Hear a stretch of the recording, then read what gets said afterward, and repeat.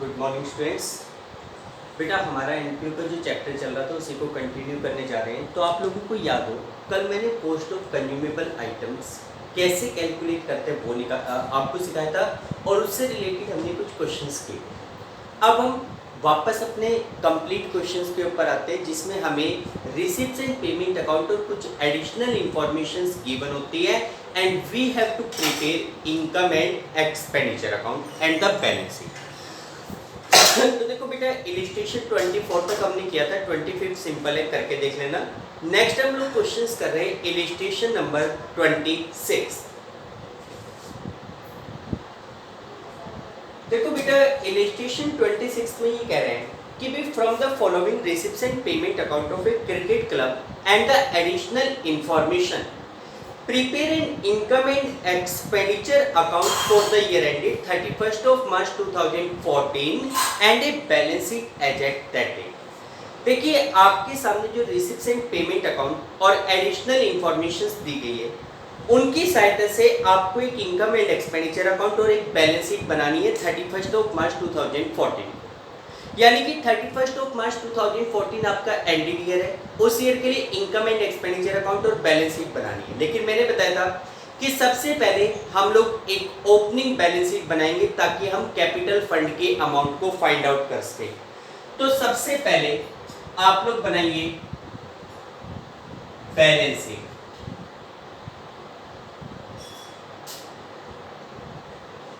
As eight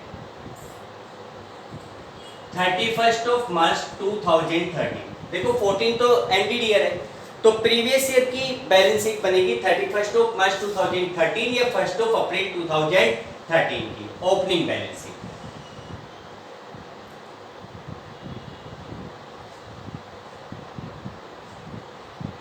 liability,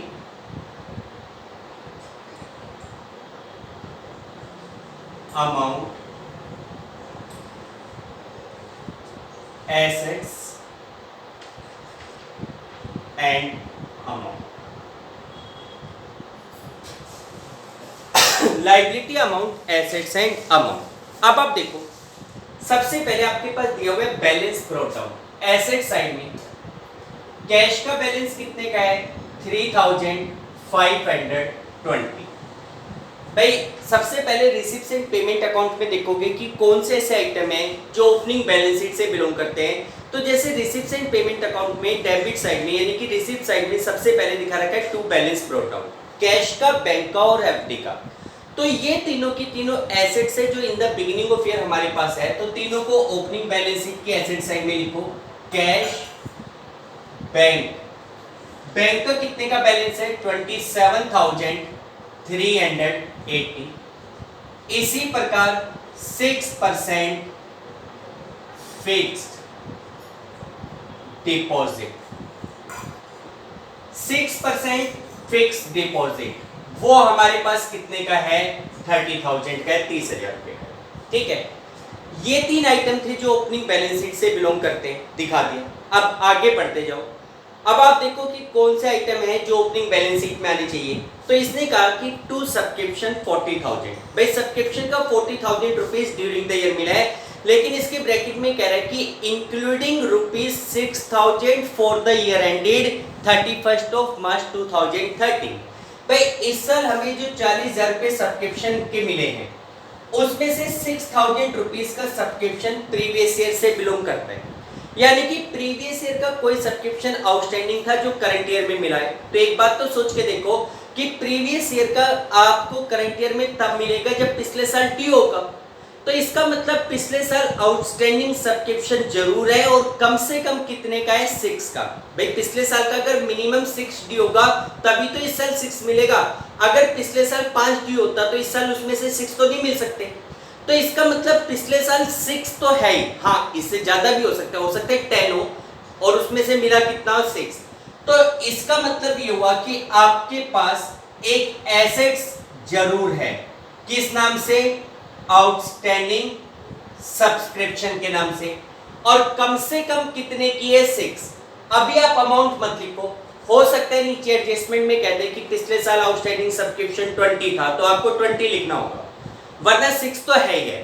ठीक, उसके बाद अगला आइटम एंट्रेंस फीस इस साल मिली है इनकम एंड एक्सपेंडिचर में, डोनेशन इस साल मिली है इनकम एंड एक्सपेंडिचर में, इंटरेस्ट ऑन एफडी, भाई हमने जैसे एफडी खरीद रखी थी, एफडी में पैसा इन्वेस्ट किया हुआ था, उस पे इंटरेस्ट करंट ईयर इनकम है इनकम एंड एक्सपेंडिचर में, टूर्नामेंट फंड स्पेसिफिक फंड है जिसके लिए पैसा इस साल मिला हुआ है क्लोजिंग बैलेंस शीट में।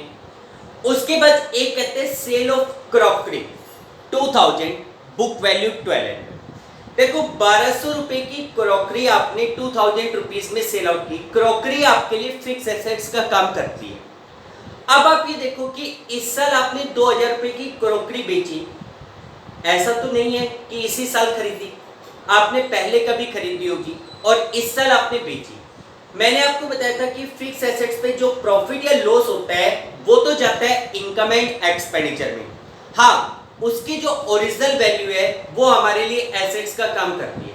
अब आप देखो कि आपने क्रॉकरी को 2000 रुपए में सेल आउट किया है, हालांकि उसकी बुक वैल्यू 1200 है, तो इसका मतलब ये हुआ कि ओपनिंग बैलेंस शीट में आपके पास एक एसेट्स और होनी चाहिए, किस नाम से, क्रॉकरी, और कम से कम कितने की होनी चाहिए, 1200, क्योंकि वैल्यू तो उसकी 1200 थी, बेचे कितने में भी, ठीक है।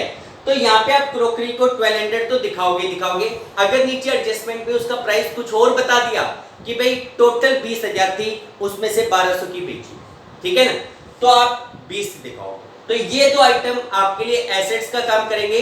अमाउंट कितना है वो आप नीचे से चेक करेंगे, नहीं तो अदरवाइज जो आइटम अमाउंट दे रखा है वो तो है ही है, ठीक। रिसिप्ट साइड के सारे आइटम होंगे, पेमेंट साइड में क्रॉकरी परचेज इस साल खरीदी है क्लोजिंग बैलेंस शीट में, maintenance, match expense, salary, conveyance, upkeep of loan, loan की देखभाल के खर्चे, पोस्टेज स्टैम्प, ये सारे नॉर्मल इस साल के खर्चे इनकम एंड एक्सपेंडिचर में। परचेज ऑफ क्रिकेट मटेरियल, आपने क्रिकेट मटेरियल खरीदा है, आपके लिए एसेट्स का काम करेगा, क्लोजिंग बैलेंस शीट में जाएगा। सन्ट्री एक्सपेंस है, इस साल का खर्चा है। इन्वेस्टमेंट इस साल खरीदे, टूर्नामेंट एक्सपेंस इस साल का खर्चा है। फिर balance carry down, cash, bank और एफडी का क्लोजिंग बैलेंस है, वो क्लोजिंग बैलेंस है। तो यहां से तो और कोई आइटम है नहीं। अब नीचे एडजस्टमेंट में आओ, मंथली सैलरी 1000, भाई एक महीने की सैलरी 1000 रुपये बनती है। अब आप देखोगे कि इसका मतलब साल भर का सैलरी का खर्चा 12,000 रुपये है, आपने कितना पे किया है उसमें 12,000 से कंपेयर करोगे। जैसे आपके पेमेंट साइड में सैलरी 11,000 दिखा रखी है, बनती कितनी है 12,000, तो बाकी की 1,000 आउटस्टैंडिंग है जो सैलरी के साथ एडजस्ट हो जाएगी और क्लोजिंग बैलेंस शीट में जाएगी। Value of unused postage stamp, देखो जैसे हमारे बिजनेस में पोस्टेज स्टैम्प वगैरह यूज करते हो आप लोग, ठीक है, हम लोग बल्क में उनको खरीद लेते हैं, यूज करते रहते हैं, साल के अंत में फिर खरीद लेते हैं। तो ये कहते हैं अनयूज्ड। अनयूज्ड का मतलब जो यूज नहीं हुई, जिसको हम स्टॉक कह सकते हैं। तो 31 मार्च 2013 को तो था 750 का, इसका मतलब पोस्टेज स्टैम्प का स्टॉक, पोस्टेज स्टैम्प कितने की थी इन the beginning of year, 750। Eight the end of year वो कितने की है, साल के अंत में है 900 की, तो वो क्लोजिंग स्टॉक है क्लोजिंग बैलेंस शीट में। इसी प्रकार stock of cricket material, cricket material, भाई ये भी आपके लिए एसेट्स का काम करेगा। आपके पास क्रिकेट मटेरियल का कितने का स्टॉक था इन द बिगिनिंग ऑफ ईयर, 3210। इसी प्रकार arrear of membership subscription, arrear of membership subscription का मतलब भाई मेंबर जो सब्सक्रिप्शन देते हैं उसका बकाया, एरियर का मतलब होता है रिमेनिंग अमाउंट, इसको हम आउटस्टैंडिंग सब्सक्रिप्शन कहते हैं। तो अब आप देखो लास्ट ईयर 31 मार्च 2013 को 6600 रुपीज दिखा रहे हैं, हमने अमाउंट छोड़ा था, टोटल पिछले साल आउटस्टैंडिंग था 66, जिसमें से मिला कितना था 6, तो आप तो यहाँ पे तो कितना दिखाओगे 66। इसी प्रकार ऑन 31 मार्च 2014 41314 का मतलब है केवल इस साल का आउटस्टैंडिंग कितना है 8, तो वो क्लोजिंग बैलेंस शीट में। फिर लास्ट पॉइंट कह रहा है कि donation and entrance fees are not to be capitalised. इसके कहने का मतलब है कि जो डोनेशन का अमाउंट है और जो एंट्रेंस फीस का अमाउंट है उसको कैपिटलाइज नहीं करना, उनको रिवेन्यू रिसिप्ट मानना है और इनकम एंड एक्सपेंडिचर में दिखाना है, ठीक, और कुछ गिवन नहीं, ठीक है, इस क्वेश्चन में कुछ नहीं। अब आप देखो क्रोकरी के बारे में नीचे कुछ नहीं बताया गया, तो आप क्रोकरी का अमाउंट कितना लेके चलेंगे 12। ठीक, अब आप टोटल करो बेटा, इस सब का टोटल कर लेना। जब इन सब का टोटल करोगे तो 72,660 रुपीस का बैलेंस आ रहा है, 72,660। This amount will be consider as a capital fund, इसको आप कहेंगे कैपिटल फंड, और ब्रैकेट में लिख दो बैलेंसिंग फिगर, यानी कि 72,660 इज योर कैपिटल फंड। ये आपका कैपिटल फंड का अमाउंट है। ठीक, और लास्ट में टोटल कर दें। This is your balance sheet, opening balance sheet. अब ओपनिंग बैलेंस शीट आने के बाद अब आप बनाएंगे income and expenditure account.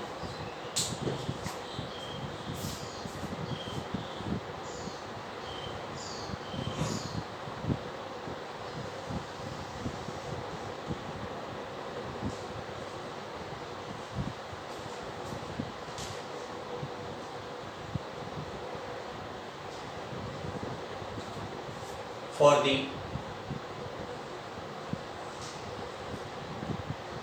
year ending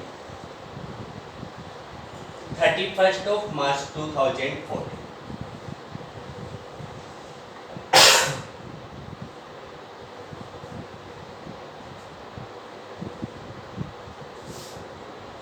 Expenditure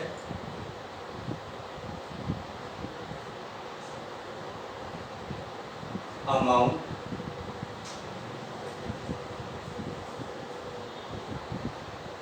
income and amount, expenditure amount income and amount, format आपने बना लिया। अब आ जाओ एक एक आइटम्स। आप ये देखो कि सबसे पहले आपके पास रिसिप्ट एंड पेमेंट अकाउंट से एक एक आइटम को उठाओ। सबसे पहला आइटम था balance brought out, cash back और एफडी का ओपनिंग बैलेंस था, ओपनिंग बैलेंस शीट में चला गया। फिर दे रखा है मेंबरशिप सब्सक्रिप्शन। सब्सक्रिप्शन आपको पता है इनकम का मेन सोर्स होता है, तो यहाँ पे लिखो बाय सब्सक्रिप्शन 40,000। भाई सब्सक्रिप्शन का कितना अमाउंट आपको मिला है 40,000 रुपीज मिला है। अब इसमें हम लोग आउटस्टैंडिंग और एडवांस सब्सक्रिप्शन को एडजस्ट करते हैं। हमने पूरा क्वेश्चन पढ़ लिया, एडवांस सब्सक्रिप्शन तो कहीं था नहीं, आउटस्टैंडिंग था। अब आउटस्टैंडिंग की क्या पोजीशन थी भाई, पिछले साल 6600 रुपीज का सब्सक्रिप्शन आउटस्टैंडिंग था, नीचे बताया, और इस 40,000 के नीचे बताया गया कि भाई उसमें से मिला कितना 6, मिला कितना 6। ठीक, ये तो ओपनिंग आउटस्टैंडिंग सब्सक्रिप्शन की बात है। क्लोजिंग की बात करो भाई, साल के अंत में 8,000 आउटस्टैंडिंग बता रहा है, लेकिन केवल 2013-14 का यानी कि करंट ईयर का, करंट ईयर का आउटस्टैंडिंग है 8, करंट ईयर का, केवल करंट ईयर का। लेकिन पिछले साल के 66 में से 6,000 मिले, तो पिछले साल का भी तो 600 बचा हुआ है, तो टोटल आउटस्टैंडिंग कितना हुआ 8600 हुआ। टोटल आउटस्टैंडिंग कितना हुआ 86। अब मैंने आपको बताया था कि आपके ऊपर डिपेंड करता है, अगर आप टोटल आउटस्टैंडिंग इन बिगिनिंग को लेस करते हो तो टोटल आउटस्टैंडिंग एट एंड को ऐड करोगे। अगर आप प्रीवियस ईयर के आउटस्टैंडिंग रिसीव्ड को अगर लेस करोगे, प्रीवियस ईयर का जो आउटस्टैंडिंग आपको मिला है उसको अगर लेस करते हो तो केवल करंट ईयर का आउटस्टैंडिंग ऐड करोगे। ठीक है, केवल करंट ईयर का, आपकी इच्छा पे डिपेंड करता है। तो यहां पे लेस करो outstanding of previous year, previous year receive. भाई प्रीवियस ईयर का कितना पैसा रिसीव हुआ है 6,000, वो लेस कर दिया। फिर ऐड करो outstanding of current year, of current year, current year का आउटस्टैंडिंग 8,000 ऐड करो, तो कितना आएगा सब्सक्रिप्शन का अमाउंट 42,000। सब्सक्रिप्शन का कितना पैसा जाएगा 42,000। ठीक, उसके बाद दूसरा आइटम है एंट्रेंस फीस। एंट्रेंस फीस के बारे में बताया था कि भाई इसके ऊपर कॉन्फ्लिक्ट रहता है, लेकिन इस क्वेश्चन में कह दिया कि इनको कैपिटलाइज नहीं करना। इसका मतलब रिवेन्यू रिसिप्ट मानते हुए इनकम एंड एक्सपेंडिचर में by entrance fees. Entrance fees का अमाउंट है 2750। इसी प्रकार डोनेशन, तो बाय डोनेशन। डोनेशन का अमाउंट कितना है? डोनेशन का कितना पैसा मिला है? 5010। स्पेसिफिक डोनेशन नहीं है, ये नॉर्मल है। इंटरेस्ट ऑन एफडी, आपने जो एफडी में पैसा जमा करवाया था उस पे इंटरेस्ट, तो by interest on FD, fix deposit. अब एक बात देखो, एफडी का अमाउंट आपके पास in the beginning of year 30,000 दे रखा है, जिसके साथ रेट ऑफ इंटरेस्ट दे रखा है, और same amount at the end of year भी आपके पास है। इसका मतलब ये एफडी आपके पास पूरे साल रही, पूरे साल रही, तो 30,000 रुपीज की एफडी के ऊपर 6% कितना इंटरेस्ट बनना चाहिए? 1800 रुपीज का इंटरेस्ट बनना चाहिए, जबकि इंटरेस्ट कितना दिखा रहा है? 900। तो इसके कहने का मतलब है कि भाई 900 का इंटरेस्ट तो आपको कैश में मिल गया, एफडी के ऊपर 900 का इंटरेस्ट तो आपको कैश में मिल गया, बनता है टोटल 1800। तो बाकी का जो 900 है वो एक्रूड इंटरेस्ट है, तो यहां पे लिखेंगे एक्रूड इंटरेस्ट 900। तो एफडी के ऊपर टोटल इंटरेस्ट अमाउंट कितना हो गया? 1800 रुपीज हो गया, ठीक है। उसके बाद टूर्नामेंट फंड, स्पेसिफिक फंड है, इस फंड को बैलेंस शीट की लायबिलिटी साइड में दिखाएंगे, और टूर्नामेंट से रिलेटेड जो भी खर्चे हैं वो इसी टूर्नामेंट फंड से राइट ऑफ करेंगे। ये ध्यान रखना, केवल टूर्नामेंट एक्सपेंस। कई बार बच्चे सोचते हैं कि टूर्नामेंट में कुछ भी हो सकता है, तो क्रिकेट एक्सपेंस है, बैडमिंटन एक्सपेंस है, सारे माइनस कर दो, नहीं, खर्चे का नाम होगा तो वो टूर्नामेंट एक्सपेंस के नाम से होगा। जैसे आप देखो अपोजिट साइड में आपके पास लास्ट में दिए हुए टूर्नामेंट एक्सपेंस 18,800, तो टूर्नामेंट फंड में से ये एक्सपेंस माइनस कर लोगे, बैलेंस शीट की लायबिलिटी साइड, और खर्चे कम है तो वहीं से चार्ज हो जाएगा, ठीक। इसको नहीं दिखाएंगे। सेल ऑफ क्रॉकरी, आपने क्रॉकरी बेची, क्रॉकरी एसेट्स होती है, ओपनिंग जो बैलेंस था वो ओपनिंग बैलेंस शीट में चला गया, लेकिन आपने उस क्रॉकरी को बेच दिया। 1200 की क्रॉकरी थी, 2000 में सेल किया है, तो सेल अमाउंट नहीं दिखाएंगे, सेल अमाउंट नहीं दिखाएंगे। मैंने बताया था फिक्स एसेट्स को बेचते हैं तो केवल उसके ऊपर होने वाले प्रॉफिट या लॉस को दिखाते हैं, तो यहाँ पे 800 रुपीज का प्रॉफिट है, जो कि कहां पे चला जाएगा? इनकम साइड में, by profit on sale of crockery. Crockery की सेल पे होने वाला प्रॉफिट 800। रिसिप्ट साइड के सारे आइटम हो गए, पेमेंट साइड हो, क्रॉकरी परचेज इस साल खरीदी है, क्लोजिंग बैलेंस शीट में जाएगी। मेंटेनेंस का खर्चा 6820 टू मेंटेनेंस, मेंटेनेंस का खर्चा कितने का है? 6820। मैच एक्सपेंस तो 2 मैच एक्सपेंस 13,240।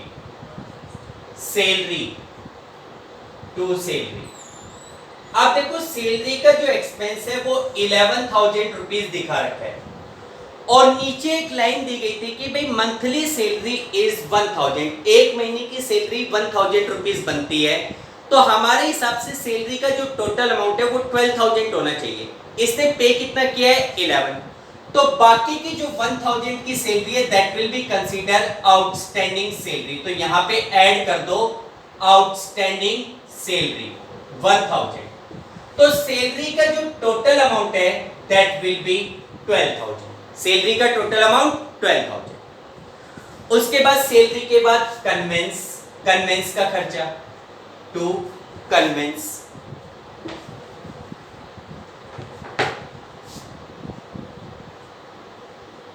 कन्वेंस, कन्वेंस का खर्चा है 820। अपकीप ऑफ लोन, लोन की देखभाल के खर्चे, अपकीप ऑफ लोन, लोन की देखभाल के खर्चे कितने हैं? 4,240, 4240। पोस्टेज स्टैम्प, अगर और कुछ नहीं होता तो पोस्टेज स्टैम्प नॉर्मल खर्चा होता है, यहां दिखा देते हैं, लेकिन इसने देखो पोस्टेज स्टैम्प का ओपनिंग स्टॉक भी दिखा रखा है, क्लोजिंग स्टॉक भी दिखा रखा है, और यहाँ पे एक्सपेंडिचर, यहाँ पे पेमेंट साइड में भी दिखा रखा है 1050, यानी कि 1050 की तो क्या मानी जाएगी, परचेज, और नीचे जो अमाउंट है वो ओपनिंग स्टॉक और क्लोजिंग स्टॉक। तो अब आपको मैंने बताया था कल इसी टॉपिक पे कि भाई आपने कितने की पोस्टेज स्टैंप कंज्यूम की, उसकी कॉस्ट निकालो। तो 2 cost of postage stamp used, कैसे निकालना है बताया था आपको। ओपनिंग स्टॉक कितना है 750 एंड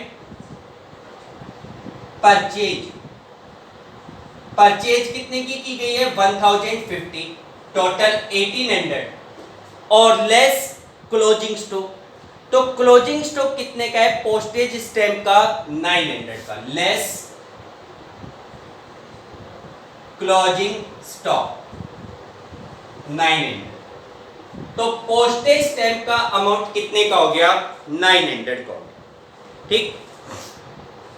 इसके बाद परचेज ऑफ क्रिकेट मटेरियल, वैसे तो फिक्स एसेट्स है, क्लोजिंग बैलेंस शीट में आनी चाहिए, लेकिन क्रिकेट मटेरियल का भी ओपनिंग स्टॉक और क्लोजिंग स्टॉक है। जैसे ओपनिंग था 3210, फिर आपने परचेज कितने की है 9720। अब अगर ये क्लोजिंग स्टॉक नहीं होता तो क्लोजिंग बैलेंस शीट में पहले ये वाला स्टॉक और उसके साथ ये ऐड दिखा देते, लेकिन इसने कहा है कि साल के अंत में eight the end of year cricket material हमारे पास 2800 रुपीज का, 2800 रुपए का है, ठीक है। तो आप क्लोजिंग बैलेंस शीट में क्रिकेट मटेरियल कितने का दिखा सकते हो 2800 का ही दिखा सकते हो। तो बात आती है कि 3210 का स्टार्टिंग में था, 9720 का आपने परचेज कर लिया, 12930 होना चाहिए, लेकिन आपके पास बच रहा है 2800, तो बाकी का जो 10130 है दैट वाज कंज्यूम। तो यहां पे लिखेंगे to cost of cricket material consume, भाई कितने का कंज्यूम किया, वही तरीका मैं डायरेक्ट लिख रहा हूं, opening stock 3210 add purchase less closing stock. तो बेटा मैं डायरेक्ट अमाउंट लिख रहा हूं, थोड़ा स्पेस कम है, 10130। आप उसी प्रोसेस को फॉलो कर लेंगे, ठीक।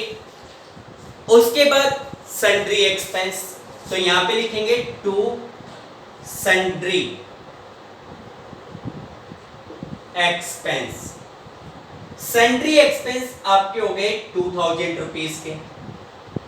सन्ड्री एक्सपेंस के बाद इन्वेस्टमेंट इस साल खरीदे हैं क्लोजिंग बैलेंस शीट में। टूर्नामेंट एक्सपेंस, टूर्नामेंट फंड से राइट ऑफ हो जाएंगे। कैश बैंक और एफडी का क्लोजिंग बैलेंस है वो क्लोजिंग बैलेंस शीट में चले जाएंगे। Income and expenditure, receipts and payment के सारे आइटम होंगे। एक बार नीचे एडजस्टमेंट को पढ़ लो, कुछ बच तो नहीं गया। मंथली सैलरी 1000 तो सैलरी के साथ एडजस्ट हो गया। अनयूज पोस्टेज स्टैंप हो गया, क्रिकेट मटेरियल हो गया, मेंबरशिप सब्सक्रिप्शन हो गया। डोनेशन और एंट्रेंस फीस को कैपिटलाइज नहीं करना, इसलिए उनको रिवेन्यू रिसीट मानते हो, यहाँ दिखा दिए, सारे आइटम आपने दिखा दिए, ठीक। अब आप दोनों साइड का टोटल करके डिफरेंस ले लेना। बेटा डिफरेंस तो आप ले लोगे उधर का टोटल और इधर का टोटल, तो क्रेडिट साइड ज्यादा है और कितने का डिफरेंस आ रहा है 2210 का, वो साइड ज्यादा है। तो वो साइड ज्यादा है तो डिफरेंस क्या माना जाएगा सरप्लस, और सरप्लस को कहां ट्रांसफर करेंगे कैपिटल फंड। तो यहां लिखेंगे to surplus transfer to capital fund 2210, ये आपके लिए सरप्लस यानी कि प्रॉफिट हो गया और यहां पे total. This is your income and expenditure. इसके बाद एक फाइनल बैलेंस शीट बनाएंगे at the end of year. Balance sheet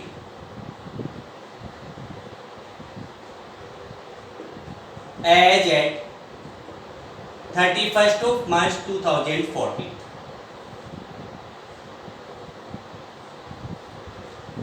बेटा ये थोड़ा सा स्पेस कम है, इससे इधर से ले रहे हैं।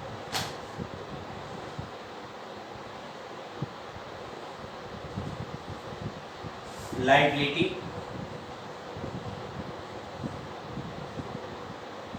अमाउंट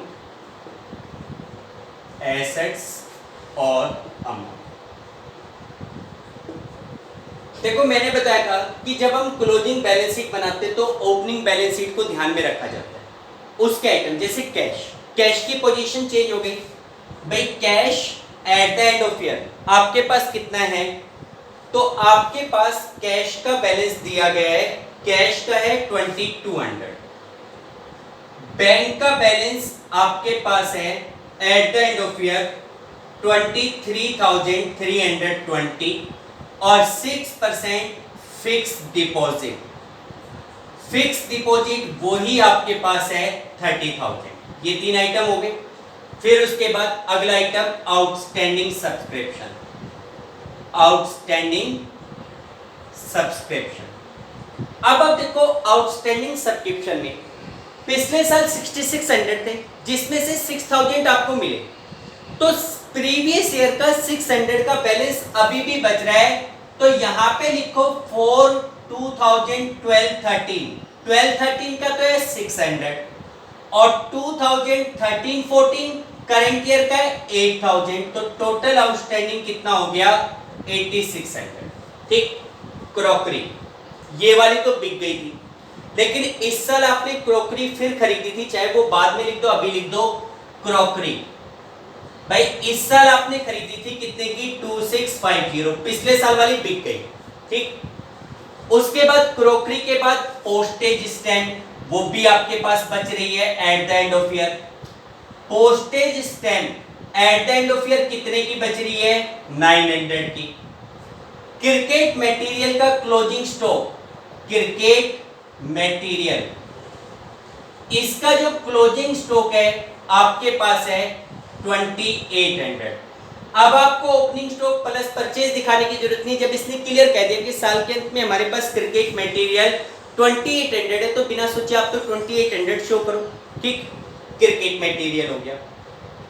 इसके बाद इधर के तो सारे आइटम हो गए। लायबिलिटी साइड में कैपिटल फंड था, कैपिटल फंड कितने का था 72,660। इसके साथ ऐड करो सरप्लस, सरप्लस कितने का था 2210, कितना हो गया 74,870। और कोई आइटम आना नहीं है, या फिर एक बार आउटर में लिखकर इनर में लिखकर फिर आउटर में लिख देंगे 74,81870, 74,870 ये कैपिटल फंड का अमाउंट। ठीक, इस बैलेंस शीट के तो सारे आइटम हो गए। अब एक बार रिसिप्ट एंड पेमेंट अकाउंट को दोबारा से पढ़ो, कोई नया आइटम आया हो। Balance brought down cash bank FD का बैलेंस था ओपनिंग बैलेंस शीट में, मेंबरशिप सब्सक्रिप्शन के 40 थे वहां, उसमें 6000 जो मिले हुए थे वो एडजस्ट कर दिए। एंट्रेंस फीस नहीं, डोनेशन नहीं, इंटरेस्ट ऑन एफडी नहीं, लेकिन इस पे हमने कैलकुलेट किया था भाई 900 का इंटरेस्ट तो हमें मिल चुका और बाकी 900 एक्रूड है, ड्यू है मिला नहीं, उसकी डबल पोस्टिंग होनी है, आपने प्लस वन में सीखा है। तो उस एक्रूड इंटरेस्ट को बैलेंस शीट में एसेट साइड में दिखाओ, एक्रूड इंटरेस्ट कितना 900 रुपीस। इसके बाद इंटरेस्ट के बाद आपके पास दिया हुआ है टूर्नामेंट फंड, लायबिलिटी साइड में आएगा, बताया था मैंने टूर्नामेंट फंड 20,000 और उसमें से लेस करो tournament expense, tournament expense, expense कितने का है 18,800, तो ये टूर्नामेंट फंड कितने का बचेगा 1200। Sale of crockery, opening balance तो ओपनिंग बैलेंस शीट में जो प्रॉफिट या लॉस होना था वो वहां पे दिखा दिया। ठीक, क्रॉकरी पेमेंट साइड में क्रॉकरी परचेज इस साल खरीदी है क्लोजिंग बैलेंस शीट में, मेंटेनेंस नहीं, मैच एक्सपेंस नहीं, सैलरी नहीं, कन्वेंस नहीं, अपकीप ऑफ लैंड नहीं, पोस्टेज स्टैंप नहीं। क्रिकेट मटेरियल खरीदा वो कॉस्ट निकालने में यूज हो गई, सन्ड्री एक्सपेंस नहीं, इन्वेस्टमेंट। इस साल आपने 5700 के इन्वेस्टमेंट और खरीदे, उनको भी एसेट साइड में दिखाओ। इन्वेस्टमेंट कितने के 5700 का, कितने का इन्वेस्टमेंट है 5700। फिर उसके बाद टूर्नामेंट एक्सपेंस को टूर्नामेंट फंड से माइनस कर दिया, balance carry term cash bank FD का क्लोजिंग बैलेंस है वो दिखा दिया। रिसीव्स एंड पेमेंट अकाउंट में सारे आइटम हो गए। एडिशनल इंफॉर्मेशन को पढ़ लो, कुछ बस तो नहीं गया। तो मंथली सैलरी 1000 है, तो इस हिसाब से 12000 की सैलरी बनी थी। 11 की सैलरी आप पे कर चुके, 1000 की सैलरी आउटस्टैंडिंग है। उस आउटस्टैंडिंग सैलरी को बैलेंस शीट की लायबिलिटी साइड में शो करोगे। फिर उसके बाद value of unused postage stamp, opening balance sheet में, क्लोजिंग इधर। और मैंने बताया था डबल ट्रीटमेंट होता है जो आइटम बाहर है, तो इनको हमने एक बार तो ओपनिंग और क्लोजिंग में दिखा दिया जो बैलेंस है, और दूसरा पोस्टेज स्टैम्प की जो वैल्यू है पोस्ट है उसको निकालने में यूज कर लिया। इसी प्रकार क्रिकेट मटेरियल दिखा दिया। आउटस्टैंडिंग सब्सक्रिप्शन को ओपनिंग बैलेंस या क्लोजिंग में करंट ईयर का 8000 है, प्रीवियस ईयर का 600 यहां दिखा दिया और एक बार सब्सक्रिप्शन के साथ एडजस्ट कर दिया। डोनेशन और एंट्रेंस फीस को कैपिटलाइज करने है, दिस इज ओनली इंफॉर्मेशन जो कि हमने इनकम एंड एक्सपेंडिचर में शो कर दिया। अब आप टोटल करो, both sides will be equal, दोनों साइडें आपकी इक्वल है। क्लियर बेटा? तो देखिए यार, ये आपके पास एक कंप्लीट क्वेश्चन था जिसमें लगभग हर प्रकार की चीजें आपके पास आ रही है। ठीक है, हर प्रकार की चीज। तो आई थिंक लगभग आपका चैप्टर कंप्लीट है, सारे टॉपिक आपके कंप्लीट हो चुके हैं। कुछ क्वेश्चंस हम प्रैक्टिस के रूप में और करेंगे। ठीक है, आप लोग इस क्वेश्चंस को करके देखिए, डिफिकल्टी लगती है कॉल कीजिए। ठीक है, एक दो छोटे बातें और बता देता हूँ कि जैसे क्या होता है कि कई बार हमारे पास एडजस्टमेंट में, जैसे यहाँ पे इस क्वेश्चन में एडजस्टमेंट में सब्सक्रिप्शन का बैलेंस दे रखा है, पोस्टेज स्टैम्प का बैलेंस दे रखा है।